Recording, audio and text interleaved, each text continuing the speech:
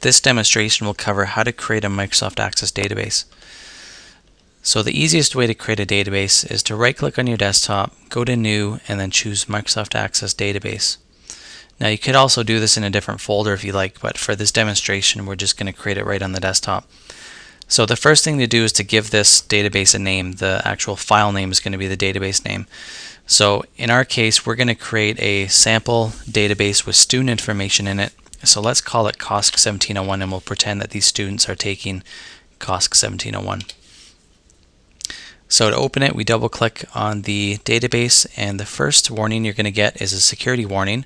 That's related to macros, and in this course we're not using macros, so we can disable them by clicking on this options and leave the default button here checked off called help protect me from unknown content and hit OK. So right now we have an empty database. The first thing we want to do is create a table. So to do that we go up to the Create ribbon and we click on Table Design, and it's a little bit tight here just because the screen resolution I'm doing, and hopefully the text is big enough you can read it. But what we want to do is we want to create a table with 7 different fields. We want to create obviously a student ID. We need a place to store the identification number of the student.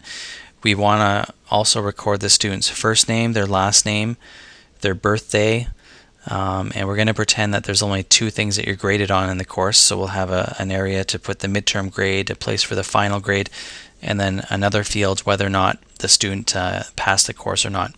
So the first field that we want to do is student ID. So that's the field name, and the type of data that student ID is a number. Now we also want to indicate that this field is a unique identifier, meaning that it's a primary key.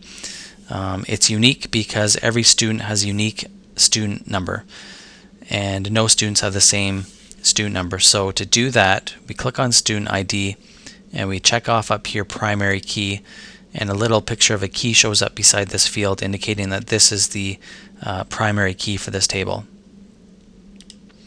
The next field is the student's first name, so we can call it first name.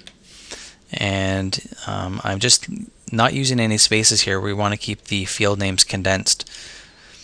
And the first name, if you look at all these different options, text makes the most sense because the first name is text. And same thing with the last name.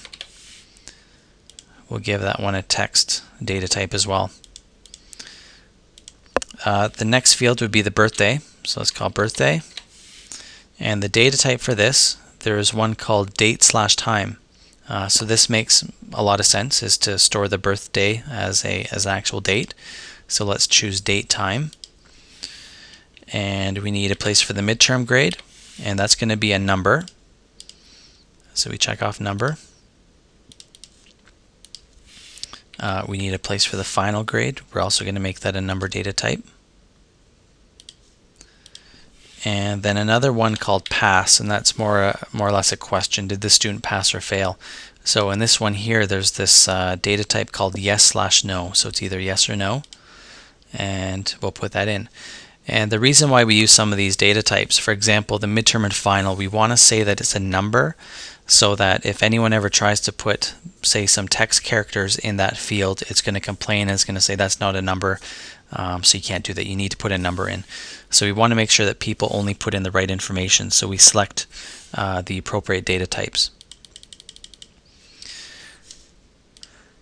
So what we've done is we've basically designed our table. We don't have any data in the table yet. We haven't actually populated it with student information. So if you come over here to the views, drop down here, you'll see a couple different views. So right now we're in design view, meaning we're constructing the structure of the table. What fields are we going to store about the records that are inside of it. To actually put data into this table, we go to the data sheet view. And before we do that, it's going to ask us to save the table, and so we'll save the table now. We'll click yes, and we can call this table students because this table is going to contain a list of all the different students in our class. So we hit OK, and you see the columns up here are the fields that we just defined. So student ID, first name, last name, etc. So let's put some data in here. We'll use the Algoma University student number convention. Normally it's the first two characters of the year that you start, then 9, 6 are defaults, and then there are 5 other numbers after that. So we'll just give them all 1 through 10, for example. So we put in student ID for the first student, and we'll give them some fake names. On the birthday, because we've defined it as a date time field, if we were to put in something non-date time related, such as text, it's going to complain because we didn't put in the appropriate format of data. So the format that it takes is the date format.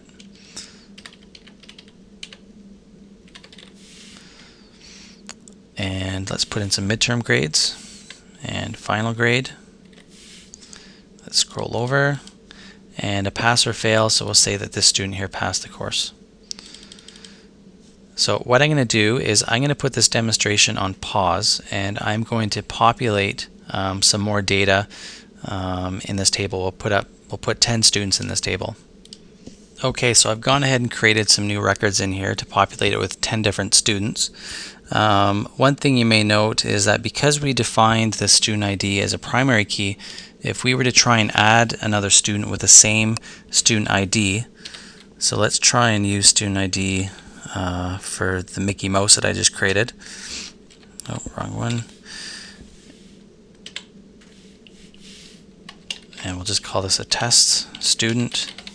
And as soon as I move off of this record here, you notice the pencil over here. That means that this record hasn't been written to the database yet. It means that we're currently editing it. As soon as we click off of this row or record, it's going to try and write it to the database, and it's going to kick up a fuss because we're using the same student ID as another student has. So it's going to say that's going to create a duplicate value in the index primary key relationship. So this error is it's not going to let us write that to the database until we fix that student ID. We can't move off this record, so we would have to give it a different number. So if we give it a different number, everything's going to be fine here. So let's just get rid of that record. You right click on the row and choose delete record. And it's going to ask us to confirm.